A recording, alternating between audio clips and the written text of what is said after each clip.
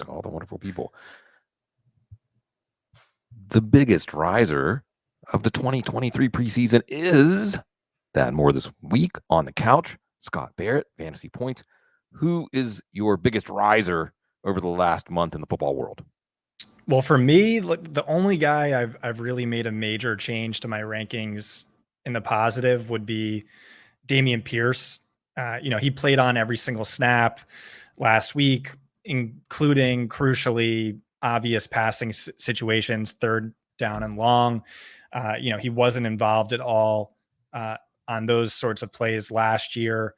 And this also mirrors kind of what I've seen from press conferences just, a couple days before that last preseason game. They asked Dameon Pierce, like, do you think you're going to be involved more in the passing game this year? And he's like, oh, hell yeah. Why do you think I lost all this weight? It's because Bobby Slow got me running all these routes. That's what I'm doing this year. And so I was really projecting a committee backfield, kind of worried Singletary would take more work than we saw from, Rex Burkhead and company last year. So this is a player I new information comes in, made a change, bumped him way up in my rankings. Yeah, I would say, Scott, he was a 5th or 6th round value, about where he was drafted last year and about where he delivered last year. And now I think he's a 3rd round pick. I'm looking at him as the running back. Well, okay, who's the running back? Let's go over running backs real quick, right? You have a clear top 6. You have 6. You have McCaffrey, Eckler, in some order, right? Bijan, Chubb, Barkley, Pollard. Then you have the shoulder shrug guys, Henry, Jacobs, and Taylor. Like, running back 1 to running back. Oh, why did I draft him? And then who? Right next, like Jahmyr Gibbs. I think there's a case to be made for Gibbs. I think this is the part of the conversation where Pierce comes up, right? Like if you're putting pound for pound Pierce next to guys like Stevenson or Joe Mixon, like you really I like both of those guys more. But I'm pretty high on both of those guys this year. But I think once you get to the Aaron Jones, Breece Hall, Miles Sanders, Etienne, Walker, Akers, like they're all the same to me. And I might like Dameon Pierce the most of all those names. Yeah, and I think that even with the case of Mixon and Stevenson, right? Now I'm just talking objective, all right? Objectively, like if we were going to make a pie and divide up the backfield, Pierce has the biggest slice of his backfield of those 3 guys. Yeah, I mean Mixon's gonna cede some work at least to Chris Evans. We'll see if Travion Williams gets healthy. We'll see about Chase Brown. Mixon's not going to turn into an 80 or 80%, 85% snap guy magically. Right? So I think he might. I'm super high on it. I think he doesn't even need it. First of all, he ranks 2nd in expected fantasy points per game last year. And now Samaje Perine's gone. Maybe one of these other running backs is going to get that job, but there's still the potential that no running back gets that job. And still he had the 2nd most valuable role in fantasy last year measured by expected fantasy points. So I just see like a really high floor and a really high ceiling if he's just not the least efficient touchdown scorer among all running backs like he was last year. Yeah, no, you bring up, this is a great, and one thing I really love, Scott, all of our conversations over the years, and also just seeing, how we're out there in them streets interacting is you, as much as anybody in our industry, are willing to go back and say, I had this wrong. I need to rethink this, even in a short time span, right? Because I think you've really hit on a good tension at the center of especially preseason, pre-draft fantasy analysis, right? Which is Joe Mixon was inefficient last year. What's more important, that he had this opportunity that he should have converted into something much more impactful for fantasy football? Or is it that he wasn't able to, and because of that, we shouldn't expect him to do that this year? Or in addition, see, that's the thing. Like if they had drafted a running back in the 2nd or 3rd round, right, then we'd say, well, of course, because Mixon was so inefficient, they're bringing in Zach Charbonnet or whoever, right? But because they haven't, we're assuming, and maybe rightfully, that they feel comfortable that Mixon's going to be able to be more like he was in the past. And this is where that first few weeks of the season becomes so important, right? Because even if you took Joe Mixon in the 3rd round, if we look and we see like, oh no, he's got a 3-headed committee behind him, and someone like Chase Brown actually has some momentum to even take some of the early down work away from him, it's time to bail, like to sell low if he comes out and is really disappointing, either the usage or the efficiency or both. Alternatively, we may see that. And Ramondre Stevenson's another one. I just feel like, on one hand, Ezekiel Elliott is the guy that ruined Tony Pollard, right? I mean, he's that guy. But is this Ezekiel Elliott, that Ezekiel Elliott? Will New England see him as that Ezekiel Elliott? I don't know. You said that you praised me for taking my L's. I took a big one on this show last year where you were caping up for Tony Pollard. You're like, I think he's just incredible. I think he's like one of the best running backs in football. And I'm like, yeah, I just don't see them moving off of Ezekiel Elliott, given all the money they gave him. And then, like, lo and behold, Pollard was like the most impressive, most efficient running back in football last year. But still, Ezekiel Elliott outsnapped him. Yep. Obviously less productive in fantasy because he wasn't good. And so it could be the same thing here, where it's like Bill Belichick, one of the most stubborn coaches in football. I think only 2 or 3 times in his like 20 plus year tenure as a head coach has he ever let a running back score more than 63% of the team's fantasy points. And so Stevenson is really tricky for me. That we do know they love him as a pass catcher. Our insider Adam Kaplan told us last year they were hoping for 2023 for him to be sort of like their Alvin Kamara, but still, don't fully trust him to be the main guy. But you look back at last season, and so from weeks 5 through 13, when he was fully healthy and Damian Harris was a little dinged up, he led all players in fantasy in XFP per team play.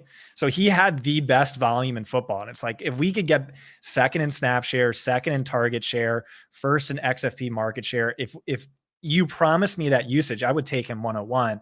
I just think there's a very low chance that that's what we're going to be getting. Still, Ezekiel Elliott isn't the most talented player in the world, especially at this age of his career. I do think it's probably like a 66-33 committee. With a lot of the passing down usage, targets are worth 2.5 times as much as a carry in PPR league. So I still like him as a sort of fringe RB1. He's just not someone I'm immensely excited to draft. Yeah, it's tough. I was just looking over running backs. I'm writing up running back tiers, like a revision of running back tiers based on what we've learned. And you mentioned Aaron Jones. Like, I look at Aaron Jones and Ramondre Stevenson in terms of their envisioned role. In terms of like the meat of the fantasy bone that they're going to get. It's somewhat similar if we're projecting Elliott to get the goal line carries. And that seems, at least to get some of the goal line carries, in an assumption of rational coaching. And like you said with Belichick, we skew it to Belichick, rational Belichick. Anyway, the point, the background of this discussion, Scott, is once you get past that top 6 running backs, and then how do you feel about Derrick Henry? How do you feel about Jonathan Taylor? How do you feel about Josh Jacobs? And let's add that 10th in Jahmyr Gibbs. I'm not going to, if someone says, I'm going to just take it, I have a late 3rd round pick, I'm just going to take Gibbs. I'm not going to say that's crazy. I think that's very a reasonable use, because the reality is both running back and wide receiver have a bit of a plateau somewhere in the 3rd round. You're going to hit a plateau, and you're going to look at some of the names available in the 5th round are going to look not that much different than the names in the 3rd round, as we're hinting at. And it's good, especially if you draw that late 1st round draft slot, to have an idea of who you want to target in the 3rd, because there's a lot of potential names. And I agree with you that Dameon Pierce is a great candidate for the biggest riser of the preseason, because either way, it's a material rise, knowing that his role is going to be larger, and it separates him from a pretty ambiguous group of running backs. Okay, I want to tee you up another one that would probably be a lot of other people's answer. James Cook. What do we think about James Cook? You mentioned Damian Harris, and I want to just put it on folks' radar, because I don't know if it is. They signed Ty Johnson, and Damian Harris has not been practicing with a knee issue. Damian Harris' durability may be in question. I don't know what the Bills know, but it was a little bit surprising they would bring in a veteran running back who, by the way, had some choice things to say about the Jets. If you're a Jets hater and you want some more logs for the fire, check out what Ty Johnson said. So, James, that's, if anything, it might be another reason to like James Cook if Damian Harris isn't ready to be what they hoped he would be. James Cook was a lot cheaper than Dameon Pierce was before. He's still cheaper than Dameon Pierce. Maybe the gap has closed. Is James Cook a riser for you? Well, he's not a riser for me just because I was already dangerously high on him. but like he absolutely should be a riser. The crazy thing is his ADP's barely budged from 2 weeks ago to today. It's moved up one spot on Yahoo, one spot on ESPN, and that's it. And the vibes have been outstanding all offseason. They're talking about him as a potential bell cow, heavily utilized in the passing game. He's seeing deep targets. They're in love with him. He's saying he's the clear RB1 in the team. It's been a nonstop, steady drumbeat in the positive direction, and yet there's no corresponding ADP jump. He reminds me of Dameon Pierce last year. Remember, Right. Dameon Pierce last year, round 12 ADP skyrockets all the way up to round 5. James Cook moves up one spot. It's ridiculous. So yeah, I think he's an absolutely great target in fantasy drafts, and he should be a major riser, and he probably will be. So, if you're drafting ASAP, try and take advantage of that while you can. Yeah, I think that bringing up Pierce from last year and talking about James Cook now is a good example of a player can be rising up the board and still be a good value, right? They can be 3 rounds more expensive than they were a month ago and still be a good value. Don't assume that people are over exuberant about a player. They might not be exuberant enough. And James Cook's another guy. I mean, Scott, you've been doing this intensely long enough now that that whatever we get dug in and think as far as the range of outcomes for players based on draft value, like when's the highest they're taken and the lowest, the range of rounds, as soon as we start to watch the games, it all gets destroyed. If you need to be ready. We're in prime draft season, and I know it's kind of strange that in prime draft season, I want to talk more about, again, I use this phrase a lot, saying keeping that brain limber, keeping yourself agile on your toes for that first few weeks and being open and ready to accept what we learn instead of holding on to, well, but I thought that this is what was going to happen. And James Cook absolutely could be a guy that we look back and say he should have been drafted like around Jahmyr Gibbs. He should have been 3rd, 4th round pick. He's going to be used the same. He's getting the same value targets downfield. He's in the same quality offense. He's got a same kind of role envisioned. And I do think that with James Cook, there's a perception that his rookie year was disappointing in some ways. But I think that the underlying metrics show that there's efficiency and quality there. And the Bills, I think, are just going to bring along rookies slowly, except maybe Dalton Kincaid, right? We'll see. We'll see. But I think James Cook is definitely a guy. I like the look there saying, well, I'm not moving up the board because he was already there. He was already moving up anyway. What about Jalen Warren?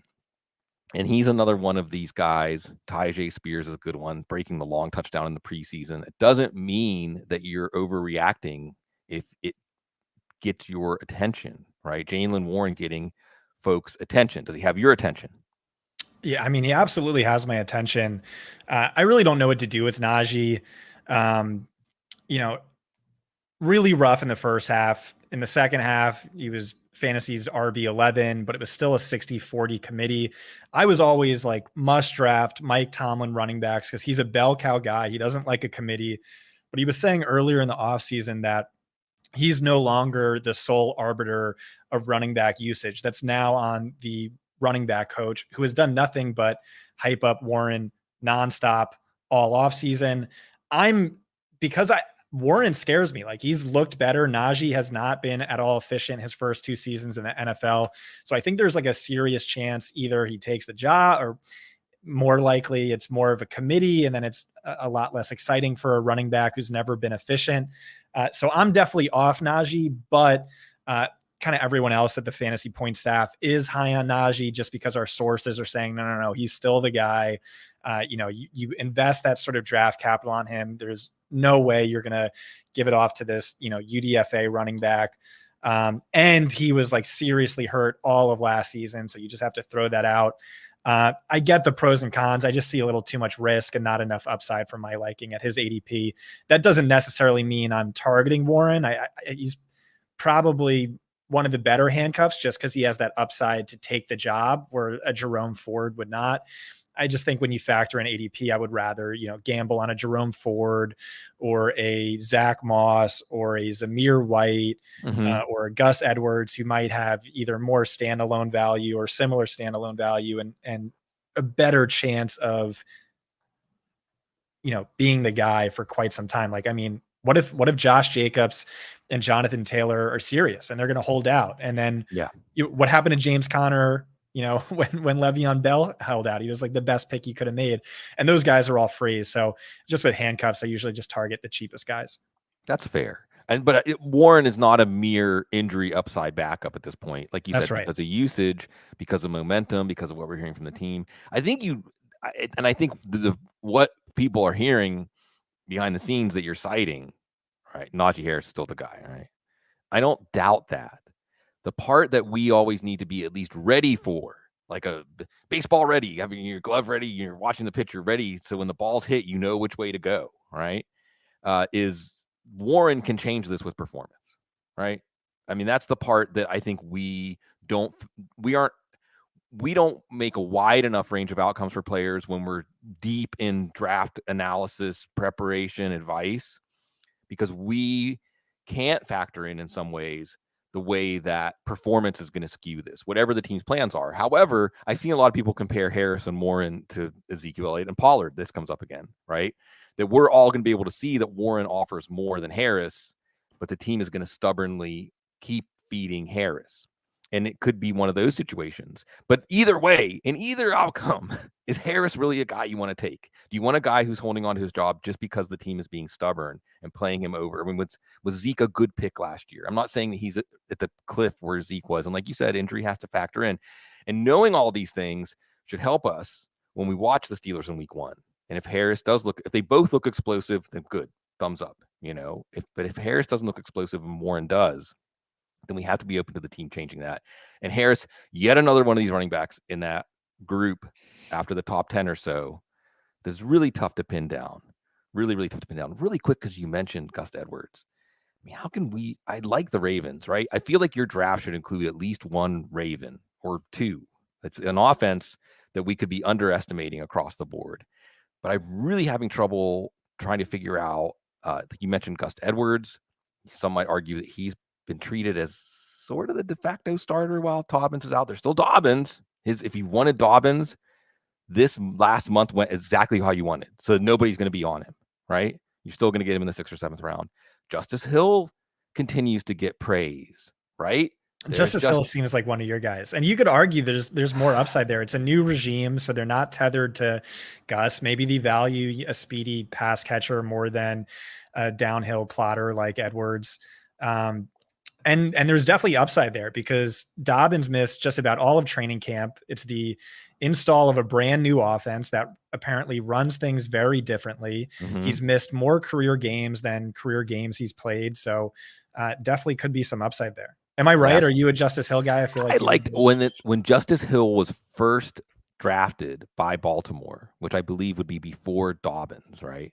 I thought this guy with his home. It's one of the reasons I like Devin A-Chain, although now he's banged up. Is I like a running back that has acceleration to get to the 2nd and 3rd level and make big plays in offenses that put defenses at a disadvantage if you can just get past that first level. And offenses that can create space downfield for a running back to work in. Now, that being said, Hill has been a dud. But there's momentum. There's some momentum as far as the talk. And then the other thing we'll be watching in Baltimore is if Melvin Gordon makes a team or Keaton Mitchell, another one of these water bug running backs, special teams value.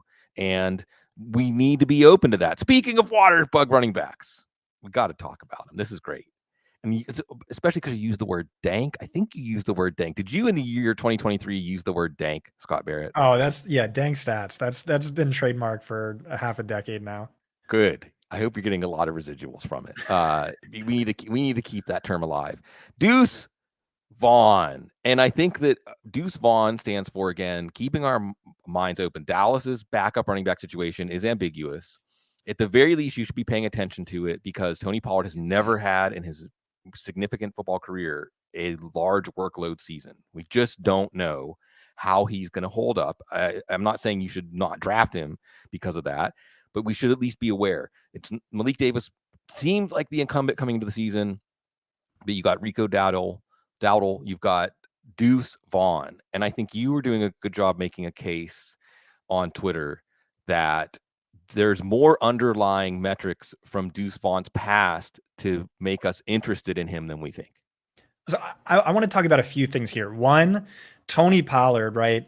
A great philosopher taught me this key cognitive bias, which is the assumption of rational coaching. Yeah.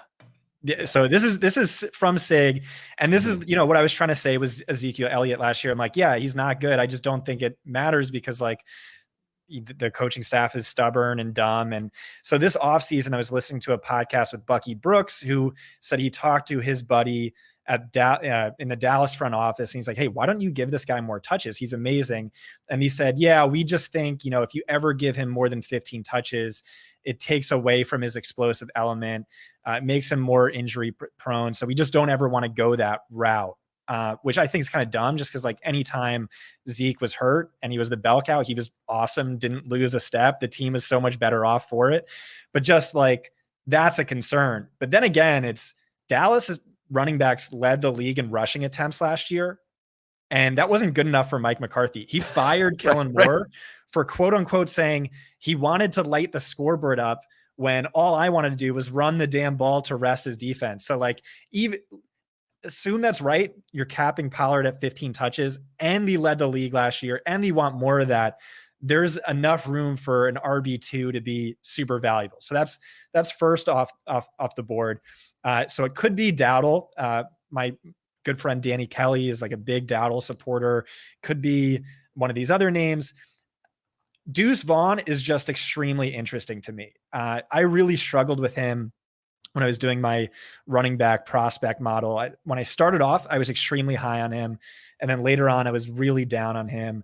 And I think I should have just stuck to my instinct. So some of the dank stats that we have on Deuce Vaughn, he had the third best ever season by yards per route run in 2020, behind only Christian McCaffrey and Jahmyr Gibbs among all Power 5 running backs since 2014. He had the 13th best ever season by yards from scrimmage per team play. That's a really predictive metric with like CMC 1, LaDainian Tomlinson 2.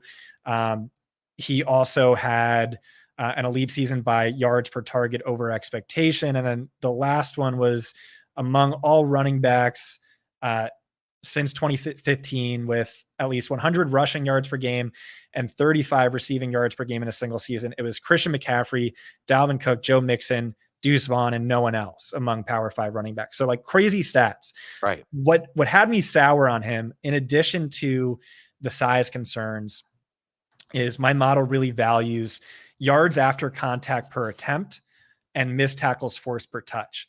And Deuce Vaughn ranked really, really low, like within the bottom 25% of my sample. Like none of those guys ever hit. And so that to me was a big concern. And the reason my model values these stats is because something like yards before contact, like rushing yards are just yards before contact, yards after contact. Yards before contact is typically an offensive line stat. And it's not something that we can credit the running back.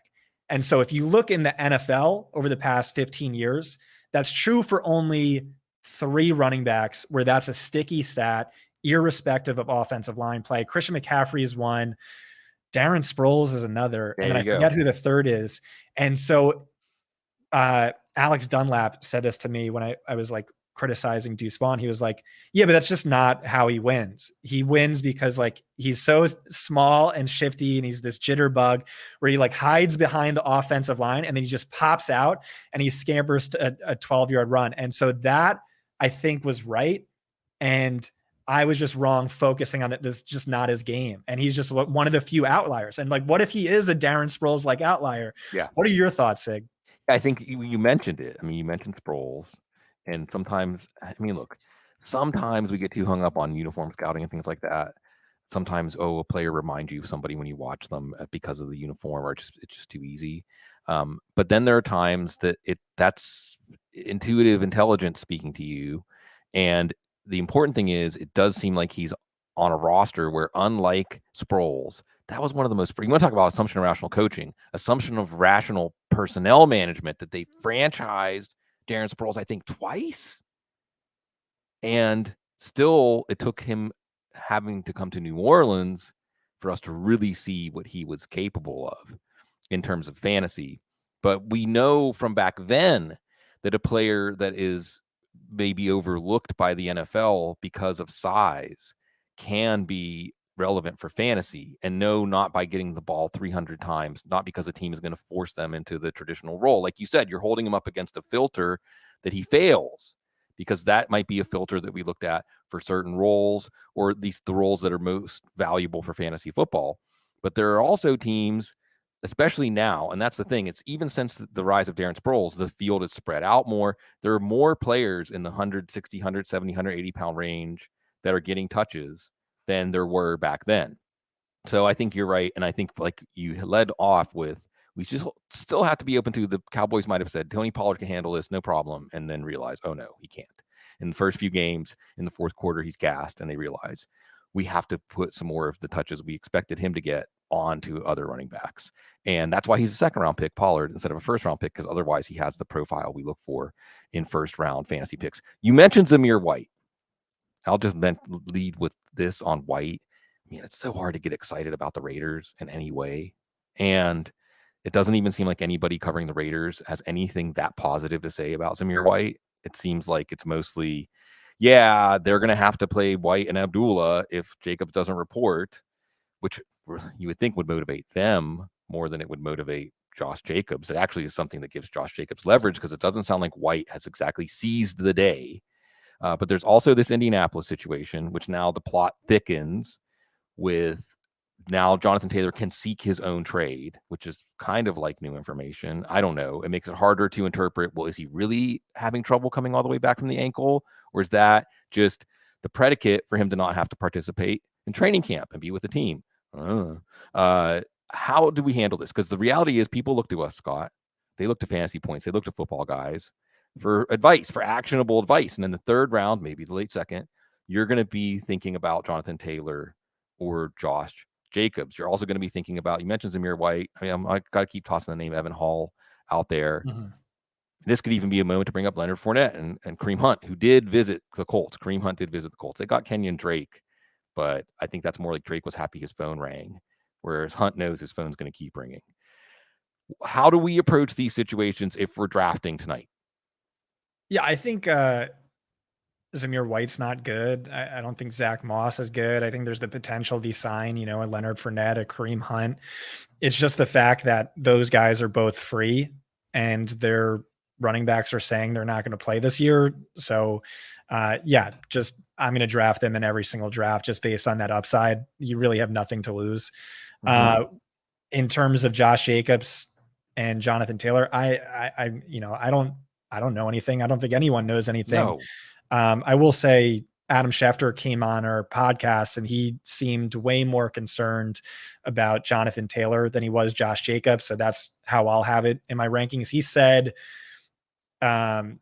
if he doesn't get a new contract or he doesn't get traded, I don't see him playing this year for the Colts. And so that is massive, massive risk in the early rounds of your draft. I think that's someone to try and stay away from, maybe until you get to you have two good running backs and then you can talk yourself into the upside. But that's risk you have to factor in the equation. Josh Jacobs, at least there was that report a couple of days ago that said, oh, he's expected back by week 1. So you have that sort of feather in your cap if you want to chase the upside there. But yeah, it's, massive risk, massive reward. It's a tricky situation. It's tricky. Taylor, and what's really sad about this, as a football fan, Scott, just as a football fan, oh boy, the idea of Taylor getting traded to Miami sounds like a lot of fun. And it makes sense, right? I mean, if Miami can get Jonathan Taylor for 1 year at a very reasonable price, and this is the other part, right? Will Taylor accept a trade and not a new contract along with the trade? I think mostly what he wants right now is to not shed another drop of blood for the Colts. That's where I think the Adam Schefter quote comes in. He's not going to give anything else to the Colts. We'll see what comes next. In Miami, while they do have some running backs there, it just makes so much sense. And this is an organization that has that owner urgency that just wants to push things fast along. They wanted Tom Brady and Sean Payton, right? And Jonathan Taylor in this offense, boy, does that sound like fun. And what's a second or a third round pick? Miami, I mean, they've already gone through their great bounty of draft capital. They don't need more draft capital. They need wins. They need things that can push them into the actually rivaling the teams in the top 3 or 4 of the AFC. Jonathan Taylor would do that, but the NFL doesn't always work out the way we would hope. On the Jacobs front, I think it was Jason Wood, of course, who is a person that is definitive, all things financial related, said the reality is for Jacobs is he's giving up over $500,000 a game. He's walking away from actual real money, and the clock's going to keep ticking. And this isn't like Le'Veon Bell where there's a $50-60 million contract waiting around the bend. It probably more like, if he's lucky, 2 years, 20 million or something like that next year. So he's walking away from one of the highest, maybe the highest earning potential year of his career if he holds out. For what exactly? And that, if we're talking about rationality, that should play in. But I also feel sad for Colts fans that Jim Irsay didn't just sign Taylor to, I mean, why not sign him to, the cap's going to keep going up. 4 years, $60 million a year. I mean, 60 million, 15 million a year. Give him 30 or 40 million guaranteed. Give him the generational wealth, and send a message to Richardson and the fans. Like, this is how we're going to put teams on their heels. We have Richardson, we have Taylor, we have these guys, Pierce and Pittman and Downs that we have invested in. We're going to continue to build the offensive line, and good luck trying to stop that. Good luck trying to slow us down. And instead, running back economics gets in the picture and ruins it. So hopefully we'll get to see something else fun, and certainly not Jonathan Taylor just sitting out, because that's not fun for anybody. All right. Where else? We've been talking a lot about running backs, probably because I've been thinking about running backs. Well, let me ask you this, because I mentioned Anthony Richardson. How high is too high to take Anthony Richardson? Or is that a rhetorical question, because really there isn't any place that's quite too high to take him where he's still going to be there? Yeah, I think I have him QB 10 or QB Yes. 11 in my rankings. I feel really good about that. And if they trade Jonathan Taylor, you have to bump him up from there, because this hurts him from an real life NFL perspective. But from a fantasy perspective, I think it really increases the ceiling. Like, he's definitely going to be the best goal line back on the team by far. And, his coach is Shane Steichen, who, sort of invented that tush push, goal line Yeah. cheat code with Jalen Hurts, which was massive for fantasy. And he's going to be running for his life. It's going to be really volatile for fantasy. There's going to be some like 4 interception games with 112 passing yards, but then there's also going to be games where 90 rushing yards, 2 rushing touchdowns, 2 in a quarter. passing. Yeah, let's go. And so yeah, that's where I'm at. I like them a lot. Yeah. And it's one of those, it seems too simple to me. And maybe it helps that folks, and I might have encouraged this, or got burned by Trey Lance and even Justin Fields to an extent in their rookie years. But this is different. Right out of the gate, clear starter. And like you said, with a coach that isn't afraid to mold something around a quarterback's rushing ability to put the defense reacting to that first, and passing ability is kind of secondary in the game plan. Quarterback seems pretty straightforward as far as the way the players are laid out. It's really just your strategy. So I'll do a large lead up just to hear your gut reaction, right? Because I'll be updating my draft day game plan over Football Guys based on what we learned here with the preseason almost over. You got the big 3, so I guess there's a stand you can take for that third round. That's where you might look at one of the big 3, Hurts and Mahomes and Allen. Justin Fields, I think you can definitely make a case as Justin Fields as one of the breakout players of the year for fantasy, much like Hurts was last year. Lamar Jackson, for that matter, could return to the quarterback 1. So I think it's reasonable to say, don't take one of the top 3. Just take Lamar Jackson, as long as he's still there when your next pick is up after the top 3. Get a slight discount. Or wait another round after that and take Fields. I don't see the upside in taking Joe Burrow because he's hurt. I mean, I think it's the same thing with Cooper Kupp. Like, if he's there at the 7th or 8th pick, sure. At ADP, he's hurt. Why go out of why take guys that are hurt if they're not at a discount from what they were before they were hurt? Burrow, I don't know that there's a significant discount there. You can make a case for Trevor Lawrence. You can make a case for Justin Herbert. I don't think you can make a case for Deshaun Watson at this point. I think there's not anything that's telling us, there's no wins behind Deshaun Watson's back for fantasy right now. That's where you get to Anthony Richardson. And I think Daniel Jones is really interesting. A lot of people took notice of the way that offense looked. And then, we could talk about guys like Jared Goff and Geno Smith for especially leagues that downplay rushing ability. But really, I think after Jones and Richardson, the true fantasy difference makers are dried up. Now, you can still go with quarterback. You can go, hey, Kenny Pickett might be good. Desmond Ridder might be good. I mean, there's a lot of guys who might outperform late round draft value, but I don't think they're going to approach the big three Jackson Fields level, which is the name of the game in fantasy. So with all that in mind, with my big vociferous lead in there, Scott, how are you telling folks to approach quarterback in typical one quarterback leagues? I think it was just about exactly what you said. It's, you have the big three quarterbacks, then you got Lamar, then you got Fields, Herbert, Burrow, and then probably in my rankings, Deshaun Watson and Trevor Lawrence, but I'm not drafting them. I'd much rather wait the extra few rounds and target Daniel Jones and Anthony Richardson, maybe ideally both of them. Massive upside there. Right. Far more than anyone being drafted behind, like Kirk Cousins, Jared Goff. Like I don't see, like, exactly. I've been scared to tweet it out, but I think, I wouldn't be shocked if Daniel Jones puts up like Josh Allen production this year, because he was just 3 rushing yards per game off of Josh Allen. He outscored Justin Herbert by 1.3 fantasy points per game, despite only having 15 passing touchdowns. He had the worst, least healthy receiving core in football. They had a bottom 3 offensive line, going to be massively improved in both areas. And it's year 2 of the Brian Dable system. So I really like those guys as targets if you're going the late round QB approach. Right. And late round, and I'm going to be on JJ's show later today. Late round these days being like 7th, 8th, 9th round, right? Late round quarterback. I would not advocate the true late round quarterback approach of just waiting for, I'm going to start Aaron Rodgers or Russell Wilson week 1. No, I don't know about that. Not in the age of 30 point per game quarterbacks for fantasy football. And I think you're right to point out, hey, taking Richardson and Jones. Yeah. Now we're talking. Or at the very least with Richardson, you do need to pair him up with a Geno Smith or a Jared Goff if he has a rough start to the season the way that Fields did last year before Fields really leveled off, is giving you the spike games that made it worth just sticking with him week after week. We'll see if Richardson's there right out of the gate or not. But you can go into a draft and say, especially if you have a late first round pick, so you're going to pick at the 7-8 turn, and just, I'm going to take them both. Just going to take Richardson and Jones. Probably make somebody in your draft really unhappy that was waiting at quarterback. And if they both hit. You mentioned Josh Allen production for Daniel Jones. People probably don't realize, I tweeted this out a few weeks ago, he had the same rushing production as Josh Allen. I mean, just like 40 yards less or something like that. That's it.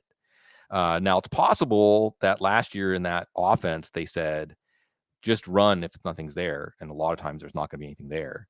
And there will be something there more often, but then those runs will turn into some passing production, maybe not convert at exactly the same rate, but still a more efficient offense, a more productive offense is going to give him more opportunities to score fantasy points.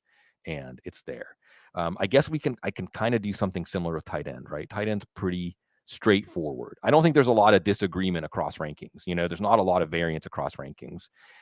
I'll say this. I have now shifted from, I'm probably trying to pass on Travis Kelce. I'd rather take Mark Andrews in the second than Kelce in the first. Let's put it that way. I think that I think that they're probably going to be, as long as Andrews can stay healthy, and that's not trivial based on how his career goes. He gets banged up, but if he can stay healthy, I think that he'll probably rival Kelce's production, if not surpass him. Then you have Kittle, who's hurt. I was ready to stump for Kittle until he got hurt. Pitts, who's not quite healthy. Atlanta's exciting, but not quite healthy. Waller's interesting.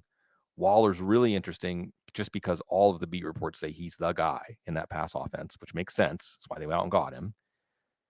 Dallas Goedert, he's another one where if you actually sift around, and there's a lot of good Eagles beat writers, more than one Eagles beat writer has said basically he's been dominant, just dominant. David Njoku is another one that almost all the Cleveland beat writers say he's just been unstoppable. Maybe that's because Cleveland can't cover the tight end. I don't know, but he has been open all of training camp. So those are interesting options after Pitts and Waller. And then I guess you got some rookies after that. I don't know what you really, people can try to sell you on Tyler Higbee or Cole Kmet or something, but I don't think that's a winning strategy at tight end. What's your tight end advice? So I think there's a compelling argument to be made that Travis Kelce is in play at the 101 Sure. by VORP. That's a Joe Bryant stat, value over replacement Yes. player. He was the most valuable player in fantasy last year. And just against wide receivers by VORP, he's been worth a top 3 wide receiver every season for 6 straight seasons. So easily, far and away, more valuable than Devontae Adams, Tyreek Hill, anyone else you want to come up with. That's the argument. The argument against him, which is what I agree with and why I'm not drafting him in round 1, is why would you take Travis Kelce when you could just take Darren Waller, who really should be a preseason riser. The vibes have been outstanding. In that preseason game, he was targeted 3 targets on 3 routes. He looked great. But he's not someone I moved up just because I've been irrationally high on him the entire time. I think what happened here, I'm a Giants fan. I don't know if you remember, a slight Giants homer, is what happened was Joe Shane saw a market inefficiency. Travis Kelce is like a top 5 wide receiver in the NFL, but he's getting paid like the wide receiver 33 because of the way, contracts work, collective bargaining. And so he's like, well, let's get Darren Waller as our wide receiver 1. And it'll come at a steep discount. And so I think they view him as the wide receiver 1. I think they're going to target him like a wide receiver 1. And I could see him finishing as a fantasy wide receiver 1 in fantasy, which is, massive value, especially at his ADP. So I'm a big Darren Waller guy. He's pretty much must draft for me this year. Yeah. And you can get him, let's say 5th round. I mean, I like to say sometimes, Scott, you're high enough on a player that you just reserve a pick for them in a round. And you can go in and probably reserve your 5th round pick and say, I'm just going to take Darren Waller in the 5th, and you're going to get him in almost every single draft. There are other players I flirt with that kind of status for, like David Montgomery is probably another one. Like, as long as he's in the 7th round, it's really hard for me to think there's going to be a better 7th round pick than David Montgomery, and so on. And I think there's a great case, really, with Waller, it's just staying healthy. I think that if Waller plays, those exercises where you say, give me one, if you could just pick one stat to know ahead of time, just games played for Darren Waller, right? I mean, we get 15, right? Then he's going to be one of the best picks of the draft and probably help Daniel Jones be one of the best picks of the draft. I guess we haven't talked about wide receiver really much. I just put out my revised, updated wide receiver tiers. It doesn't really feel like a lot has changed. You have to go further down the rankings, I think, to find things where you're grappling with a different picture maybe than you thought a month ago. I don't know. I like DJ Chark. I'm more interested in him. Zay Flowers. If we're talking about the biggest risers of the rookie wide receivers or wide receivers in general, Zay Flowers is certainly, everything written about him is what you would want to hear. There's been some minor injuries. I guess if you rack your brain, Scott, has there been any major adjustments or any players that you can recall over the last couple of weeks of wide receiver just going up and at least even ticking up a few spots or down a few spots because of what's happening? Yeah, I dropped Christian Kirk considerably in my rankings. He ran the 5th most routes in the NFL last year, but he finished only 20th in fantasy points per game. In the preseason, he's getting taken off the field in 2 wide receiver sets now, run a route on just 67% of the team's drop back. So if he had this sort of usage last season, he would have fallen from 1,100 receiving yards, 13th most among wide receivers, to 775, 37th most. So just that was really not good in terms of like moving guys up. Like, I don't know, Jonathan Mingo, Michael Wilson are starters. You could still not super excited about those guys, but right. Yeah. That's the Cardinals, right? Anytime we're talking about the Cardinals, anybody on the Cardinals, you can say, well, there's some things we should be reacting to, but that's one of the most underwhelming offenses, right? We still circle back to the way we were thinking about things before training camp opened, where offense is important in a player's destiny. In Arizona, I mean, I'm just not even sure how competitive that team is going to be this year, honestly. And good luck, Jonathan Gannon. But you're right to bring up that there's not a lot that has been going on at wide receiver. Christian Kirk is a good one because when Calvin Ridley's introduced to this offense, it makes the passing pie bigger. This is your case for Trevor Lawrence, and it could be a good one. The asterisk of let's watch offensive line play. But it's gonna come at someone's expense, and it sure looks like it's going to be at Christian Kirk's expense right now. And Ridley, and I think everything we've heard just solidified when Ridley was going in the 4th round all the way back in like March. Scott, I thought, okay. I mean, I love Calvin Ridley as a player, but there's a lot of unknowns coming off of a year layoff. It seems like those unknowns have become knowns, and now 4th round looks like slight value. Yeah, it's also I don't know that Doug Peterson has ever had a fantasy wide receiver one in his history and he had Jeremy Maclin, Deshaun Jackson, and so like the argument for that is he's someone who really intentionally likes to spread the ball around, and we even saw that last season where Evan Ingram was the clear wide receiver one over the team's last 8 games. Zay Jones had some big weeks. I mean, I'm inclined to think talent rises to the top, and Trevor Lawrence does take a step forward this year. He's not someone I'm like going out of my way to draft, but he's probably pretty high in my rankings. Yeah, it's a pick. I feel like taking Ridley in the 3rd round, if you're on the clock in the 3rd round and you just can't talk yourself into any of the other options that are there, he is a good way to feel like you didn't blow the pick, unless he gets suspended again for gambling or something. You didn't blow the pick if you took Calvin Ridley. And hey, he's not being drafted as a wide receiver one, right? I mean, in the fantasy terms, I mean, he's going in the 3rd round. If we expected him to really dominate a target share, then well, he'd be in the 1st or 2nd round, and he's not. He does still have the capacity, like we talked about with performance, to change that. But yeah, and I think part of the picture of Christian Kirk going down, Zay Jones should be going up a little bit as the player who's less likely to leave the field, and also a trusted target, also somebody who was very productive at times last year. I'm trying to think of other significant wide receiver changes, and I mean, again, I'll just Zay Flowers is another player that if someone said to me, I'm just going to take him in the 6th round, I'm not going to get cute with it. I'm okay. Yeah. I mean, especially thinking about how he could fit in this offense. And it's kind of like a Kenneth Gainwell take. We haven't mentioned Kenneth Gainwell yet, where sometimes you should just do the projection of, okay, 4 weeks into the season, 6 weeks into the season, what's this going to look like? Not week 1. Yeah. But who's reliable? Who's actually going to stay healthy? Who's going to stay on the coach's good side? And it sure does feel like Zay Flowers has that momentum. Do you want to say anything about Gainwell, who has been a player that at least you need to understand what's happening with him? And if you're making a decision to ignore it, you're making a decision to ignore it instead of just ignoring it altogether. No, I think you nailed it, where I think you're always better off underreacting to preseason than overreacting to preseason. Even if you're someone like me who studies, usage, route share and 12 personnel, things like that, where like signifying what's going to happen in week 1, you could still definitely get it wrong because what happens week 1 is not going to be necessarily what happens week 10 and beyond. Like Christian Watson was a part-time player, and then week 10 on, he was a fantasy wide receiver 1. Talent tends to rise to the top. We talk about the assumption of rational coaching, but like over time, the thing they should do is probably the thing they're going to do. And so I pulled this tweet up. I do this every year where I tweet out the top ADP climbers in August in FFPC leagues every single year. And last year, here were the top risers. You ready?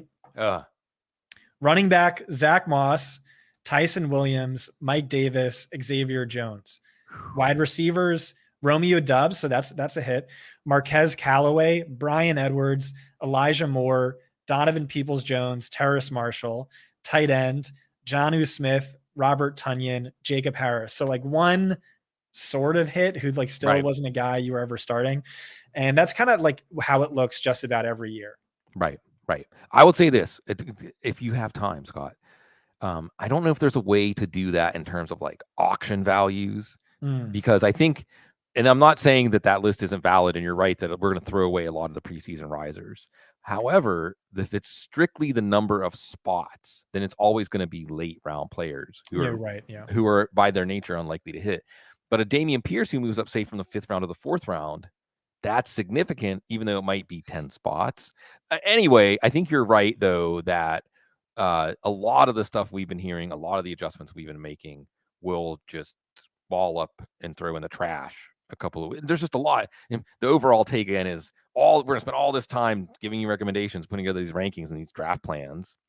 But at the same time, we know that in a couple of weeks we're going to be throwing some of that stuff in the trash. And just like you said, we have to be fantasy football analysts really have to be good at taking their L's. Really. I mean, not just because you're going to be wrong a lot, but it's actually a way to provide value to the people that listen to you to say, no, this was wrong and we need to act accordingly. It's sometimes the most important adjustments to make. Before we go off the rails real quick, I know I wanted to give you a chance, Scott. You guys are doing data frontier exploration at Fantasy Points. I wanted to give you a chance to talk about it. Yeah, thank you. We have Fantasy Points data. Check it out, the Fantasy Points data suite. It's only $50 this year. That's 75% off. Basically, we have just about any stat you could possibly think of, including, of course, only the best and most actionable ones. And then we have, you could split it out. You can filter it for any different scenario. If you want to know what Deshaun Watson's passer rating was in road games, he was an underdog with wind speeds over 20 miles an hour. We have that. I encourage you to play around with it.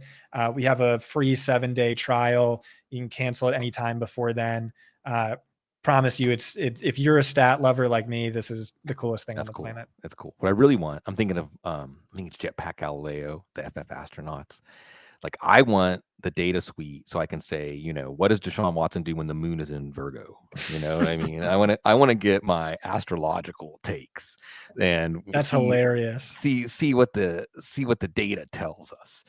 And I'm joking, but I'm not. Every joke is at least 10% truth, right? Okay, here we go. Off the rails. Scott, you're still in Houston, right? Am I saying that right? How to say it the way Texans say it? What are you doing to beat the heat? My air conditioner has been at 69 degrees for, I don't know, 7 months. And I got a pool, so I kind of just, heat never really bothers me. I just kind of alternate between the pool and AC. So what about you? Yeah, not going outside, during the day. I mean, it's been bad though. It's a different kind of heat. We're doing some work on our house, doing some painting on our house. And yesterday he said it's a different sun. It's a different sun than the one we remember. It has been, and this is, I think, going to be the hottest day of the summer here in Louisiana, and it's already been an extremely hot Bananarama, a cruel summer for those of you that can go back to the 80s. And yeah, I think your answer's right in the sense that we just kind of surrender to it, and you've got the swimming pool. You stay under that air. Thankful for air conditioning, although putting those power grids, pushing them to the limits. Speaking, I guess, you know, my brain wants to now go off on a cruel summer, songs of the summer, to childhood nostalgia. I think I brought this one up with someone more recently. I could give you the wide question, what makes you nostalgic? I might have already done that. It all runs together, who I've asked what. But what about any songs? Like, I can remember one summer we went to Bellevue Pool every day. It was like, back in the day, it was like $60 or $80 for a summertime membership. Your parents could just drop you off and whatever. You got $2 for some French fries and the hot dog, and you just had your day with your friends at the pool. And I remember one of those years, the song that I can associate with, I can go right back to the nasty floor in the bathroom with the water pulled up that probably had bacteria in it. And what was playing in the background was Pour Some Sugar on Me by Def Leppard, right? Like, that can just take me right back. Are there any songs that you remember from your childhood that just take you right back? Yeah, anything by Linkin Park just reminds me of like 5th grade getting amped up for a soccer scrimmage. Wow. Biggie's Ready to Die always puts me back in senior year of high school. Majo's Lady. Do you know that song? Lady. I think that's a Daft Punk sample. It's actually like, interesting, to the next level, right? We once, like, one summer in college, I think we had that song playing on repeat for like 7 hours, and I don't think we ever got sick of it. So those are some that immediately spring to mind. I mean, it's hot. What is it? Loving Spoonful, Summer in the City. That's another nostalgia song. Yeah, Summer in the City. That's right. Dancing in the Streets. It's good. It's summertime music, the songs of the summer. I remember that song, Lady. I want to say that might have been the summer that I traveled around Europe. And I remember that. But I also, my brain's not as reliable. It's really, Scott, it's crazy to think about some of the stuff now is like 25 years ago. Right. I was organizing my records. I moved the record cabinet behind me here yesterday, and I thought, wow, some of these records are now coming up on. It's been 30 years since I bought this record. Of course, the record's probably like 60 years old, but it's music definitely has a very emotional resonance and place in us, and you can kind of time travel, right? When you listen to a song, I know that we have time travel stories, but at least in our minds, in our consciousness, we can time travel. Another one I think of, we're really, Scott, you've been on with me so many times now that we're really doing free association at this point. I hope that's okay with you. Mhm. I think another thing that has a lot of emotional resonance is smells. I think smells really preside like pretty prominent in our brains, right? Um, are there any like what's like your like aromatherapy or a smell that maybe put you in a good mood, or something that reminds you of a place or a person or a time that is a good time or a happy time in your life? Yeah, I've got nothing. I have like a horrible sense of smell. Oh So no. Well, yeah. now I don't want to highlight your disability or your I mean, like different I ableness. have it. I just like I don't think I have an answer to this question. My friend actually dated a guy who literally had zero sense of smell. He was born without a sense, and so like she would just have to tell him like constantly, That's like, "You tough. smell really bad today." That's tough. Yeah. Yeah. I mean, smell is very much, it's like a big part of taste, right? A big part of how food Mhm. tastes is smell. And I do think that there are definitely, when I was younger, I may have burned a few Nag Champa incense sticks, like that kind of, or you burn sage to get the bad vibes out of the air, right? Especially if there's been like disagreements and tension. You go around with your sage Oh, stick. I have one actually. Yeah. In Indian food. Oh. Yeah, my best friend growing up was Indian, and I lived at his house. So Oh, anytime I smell wow. that, I go back there. Yeah, Wow. turmeric, I guess. Uh-huh. Yeah, the masala spices, right? Yeah, there you go. It's good. I've been to India. It was an incredibly memorable, special time. I had to have a picture, I think, somewhere of like the Black-Eyed Joe under the Taj Mahal, like holding it up. And what's you mentioned that the Indian food spices. One of the things I remember is you basically are eating like almost the same food for breakfast, lunch, and dinner, which is great because you're in Texas. I think spicy food in the morning is really good for your constitution, like breakfast tacos. And I was delighted in India to find like spicy food in the morning is not strange at all. It's actually very normal with that. And there's that spice bouquet. And they had Lay's potato chips that were masala Lay's. They were like Lay's potato chips, but with those spices. They're actually quite good. Yeah, I haven't found the good Indian place yet in New Orleans. I'm still looking. We had a go-to place in Austin. I'm sure there's probably really good Indian food in Houston. And Houston's got, I mean, there's a lot of great. We've talked a little bit, I think, about Houston food before, but it's got a tremendous culinary scene.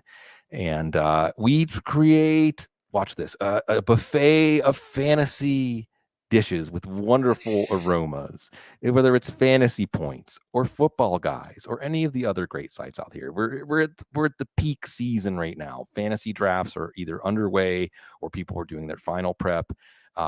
There's so many people innovating, working hard to provide you new and interesting ways to approach this.